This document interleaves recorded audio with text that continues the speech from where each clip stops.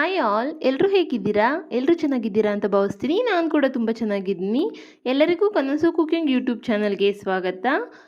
ಬನ್ನಿ ಇವತ್ತು restaurant style veg fried ರೈಸ್ನ ಹೇಗೆ ಮಾಡೋದು ಅಂತ ನೋಡೋಣ. ಇದು ತುಂಬ ಸಿಂಪಲ್.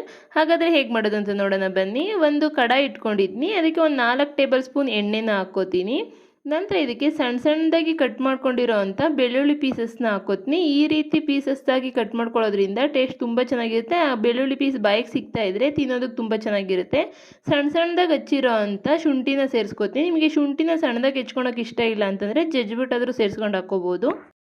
ಇದು ಸ್ವಲ್ಪ ಫ್ರೈ ಆದ ನಂತರ ಒಂದು 4ರಿಂದ 5 ಹಸಿಮೆಣ್ಸಿನ್ಕಾಯಿನ ಸಣ್ಣದಾಗಿ ಕಟ್ ಮಾಡ್ಕೊಂಡು ಸೇರಿಸ್ಕೊತಾ ಇದ್ದೀನಿ. ಇದನ್ನು ಒಂದು 10 ಸೆಕೆಂಡ್ ಫ್ರೈ ಮಾಡ್ಕೋಬೇಕು. ನಂತರ ಇದಕ್ಕೆ 2 ಈರುಳ್ಳಿನ ಸ್ಲೈಸಾಗಿ ಕಟ್ ಮಾಡ್ಕೊಂಡು ಸೇರಿಸ್ಕೊತಾ ಇದ್ದೀನಿ. ಈರುಳ್ಳಿನೂ ಅಷ್ಟೇ ಒಂದು 10ರಿಂದ 20 ಸೆಕೆಂಡು ಬಾಡಿಸ್ಕೋಬೇಕಷ್ಟೇ. ಇದು ಜಾಸ್ತಿ ಫ್ರೈ ಆಗಬಾರ್ದು. ಫ್ರೈಡ್ ರೈಸ್ಗೆ ಯಾವುದೇ ತರಕಾರಿನೂ ಅಷ್ಟೇ ಫುಲ್ಲು ಫ್ರೈ ಆಗಬಾರ್ದು. ಔಟ್ ಸೈಡಲ್ಲಿ ಎಲ್ಲಾದರೂ ನಾವು ಫ್ರೈಡ್ ರೈಸ್ ತಿನ್ನಬೇಕು ಅಂತಂದಾಗ ಒಂದು 5ರಿಂದ 10 ನಿಮಿಷದ ಒಳಗಡೆ ರೆಡಿ ಮಾಡಿಕೊಟ್ಬಿಡ್ತಾರೆ, ನೋಡಿದ್ದೀರಲ್ವಾ? ಅದೇ ರೀತಿ ನಾವು ಜಾಸ್ತಿ ಫ್ರೈ ಮಾಡಬಾರ್ದು. ನಂತರ ಇದಕ್ಕೆ ಒಂದು ಕ್ಯಾರೆಟ್ನ ಉದ್ದುದ್ದಾಗಿ ಸಣ್ಣದಾಗಿ ಕಟ್ ಮಾಡ್ಕೊಂಡು ಸೇರಿಸ್ಕೊಂಡಿದ್ನಿ. ಒಂದು 6ರಿಂದ 8 ಬೀನ್ಸ್ನ ಸಣ್ಣದಾಗಿ ಕಟ್ ಮಾಡ್ಕೊಂಡು ಸೇರಿಸ್ಕೊಂಡಿದ್ನಿ. ನಿಮಗೆ ಯಾವ ಶೇಪಲ್ಲಿ ಬೇಕು ತರಕಾರಿ ಆ ಶೇಪಲ್ಲಿ ಕಟ್ ಮಾಡ್ಕೊಳ್ಳಿ. ಆದಷ್ಟು ಸಣ್ಣದಾಗಿ ಕಟ್ ಮಾಡ್ಕೊಳ್ಳಿ, ಯಾಕೆ ಅಂದರೆ ಬೇಗ ಫ್ರೈ ಆಗಬೇಕು ಅಲ್ವಾ? ಅದಕ್ಕೋಸ್ಕರ ನಾವು ಫ್ರೈಡ್ ರೈಸ್ಗೆ ಹೈ ಫ್ಲೇಮಲ್ಲೇ ಬೇಯಿಸಬೇಕು. ಎಲ್ಲ ತರಕಾರಿ ರೆಡಿ ಇತ್ತು ಅಂತಂದರೆ ಒಂದು 5ರಿಂದ 8 ನಿಮಿಷದ ಒಳಗಡೆ ಈ ರೈಸ್ ರೆಡಿ ಆಗೋಗ್ಬಿಡುತ್ತೆ. ತರಕಾರಿ ಸ್ವಲ್ಪ ಫ್ರೈ ಆಗಿದೆ. ನಂತರ ಇದಕ್ಕೆ ಅರ್ಧ ಕ್ಯಾಪ್ಸಿಕಮ್ನ ಉದ್ದುದ್ದ ಕಟ್ ಮಾಡ್ಕೊಂಡು ಸೇರಿಸ್ಕೊತಾ ಇದ್ದೀನಿ.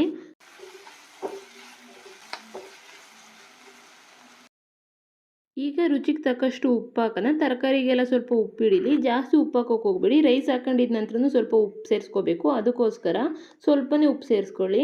ಉಪ್ಪು ಹಾಕಿ 1 ನಿಮಿಷದಷ್ಟು ಫ್ರೈ ಮಾಡ್ಕೊಳ್ಳೋಣ.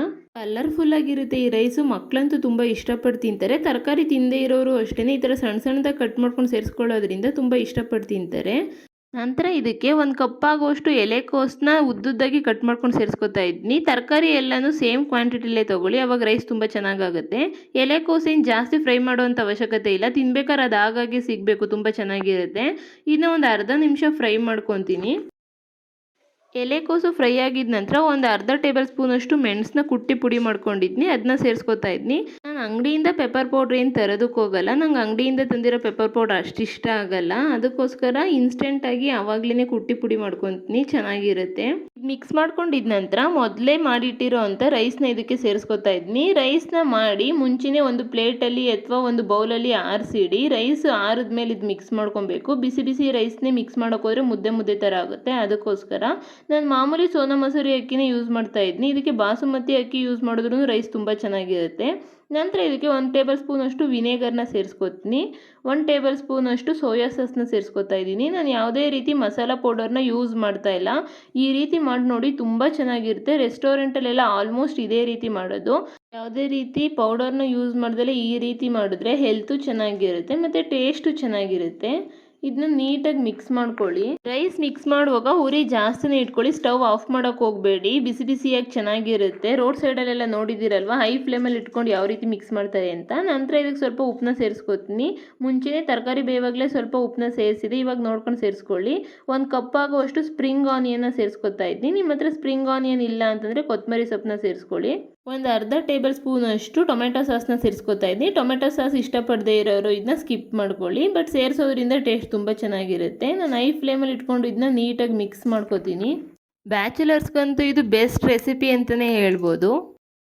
ಮಿಕ್ಸ್ ಮಾಡ್ಕೊಂಡಿದ್ದಾಯಿತು ನೋಡಿ. ರೈಸು ಚೆನ್ನಾಗಿ ಉದುರುದ್ರಾಗಿದೆ. ಸೇಮ್ ರೆಸ್ಟೋರೆಂಟ್ ಸ್ಟೈಲಲ್ಲೇ ಈಸಿಯಾಗಿ ಈ ರೀತಿ ನಾವು ಫ್ರೈಡ್ ರೈಸ್ನ ಮನೆಯಲ್ಲೇ ಮಾಡ್ಕೊಬೋದು. ಒಂದು 5ರಿಂದ 10 ನಿಮಿಷದ ಒಳಗಡೆ ಈ ರೈಸ್ ರೆಡಿ ಆಗೋಗ್ಬಿಡುತ್ತೆ. ನಂತರ ಇದಕ್ಕೆ ಗಾರ್ನಿಷ್ಗೋಸ್ಕರ ಇನ್ನೊಂದು ಸ್ವಲ್ಪ ಸ್ಪ್ರಿಂಗ್ ಆನಿಯನ್ನ ಸೇರಿಸ್ಕೊತೀನಿ. ಇದನ್ನ ಒಂದು ಬಾಳೆ ಎಲೆಯಲ್ಲಿ ಸರ್ವ್ ಮಾಡ್ಕೋತೀನಿ. ಬಾಳೆ ಎಲೆಯಲ್ಲಿ ಬಿಸಿ ಬಿಸಿ ರೈಸ್ ತಿನ್ನೋದ್ರಿಂದ ಟೇಸ್ಟ್ ತುಂಬ ಚೆನ್ನಾಗಿರುತ್ತೆ. ಆ ಬಾಳೆ ಎಲೆ ಫ್ಲೇವರ್ ಎಲ್ಲ ಬರುತ್ತೆ. ನೋಡಿದ್ರಲ್ವ ಈಸಿಯಾಗಿ ಫ್ರೈಡ್ ರೈಸ್ನ ಮನೆಯಲ್ಲೇ ಹೇಗೆ ಕಡಿಮೆ ಸಮಯದಲ್ಲಿ ಮಾಡ್ಬೋದು ಅಂತ. ಹಾಗಾದರೆ ಈ ರೆಸಿಪಿ ನಿಮಗೆ ಇಷ್ಟ ಆಗಿದ್ರೆ ಖಂಡಿತ ಕನಸು ಕುಕಿಂಗ್ ಯೂಟ್ಯೂಬ್ ಚಾನಲ್ನ ಸಬ್ಸ್ಕ್ರೈಬ್ ಮಾಡೋದು ಮರಿಬೇಡಿ. ಮತ್ತಷ್ಟು ಈಸಿ ರೆಸಿಪಿ ಬೇಕು ಅಂದರೆ ನನಗೆ ಕಮೆಂಟ್ ಮೂಲಕ ತಿಳಿಸಿ ಯಾವ ರೆಸಿಪಿ ಬೇಕು ಅಂತ. ನಾನು ನಿಮ್ಗೆ ಈಸಿಯಾಗಿ ಹೇಗೆ ಮಾಡೋದು ಅಂತ ತೋರಿಸ್ಕೊಡ್ತೀನಿ. ರೆಸಿಪಿ ಟ್ರೈ ಮಾಡಿದ ನಂತರ ನನಗೆ ಕಮೆಂಟ್ ಮೂಲಕ ಹೇಗಾಗಿತ್ತು ಅಂತ ತಿಳಿಸೋದು ಮರಿಬೇಡಿ. Thank you for watching. Thank you all.